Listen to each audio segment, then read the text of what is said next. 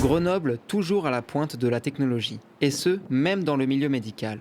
Pour une première française hors études, un patient se fait poser un nouveau type de pacemaker au CHU. Maintenant, en fait, on a la possibilité d'implanter des stimulateurs sans sonde qu'on appelle double chambre, c'est-à-dire qu'en fait, il y a un stimulateur sans sonde dans l'oreillette, un stimulateur sans sonde vissé dans le ventricule, et les deux vont communiquer entre eux pour réaliser un synchronisme entre l'oreillette et le ventricule et reproduire la contraction cardiaque physiologique. Une petite révolution car depuis 70 ans, les patients se font majoritairement implanter des stimulateurs complexes avec des sondes, ce qui représente un boîtier au niveau de l'épaule et des sondes au niveau du cœur.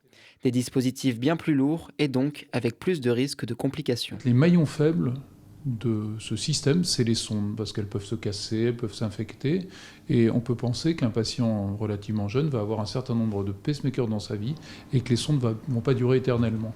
Et ces sondes ont un certain nombre de complications, de risques, donc risque de rupture, risque d'infection également, et s'il y a une infection du boîtier, ça va se contaminer aux sondes et risquer d'entraîner des pathologies graves comme des endocardites. Les dispositifs sans sonde ont donc beaucoup d'avantages, notamment dans l'implantation qui est simplifiée. 45 minutes suffisent.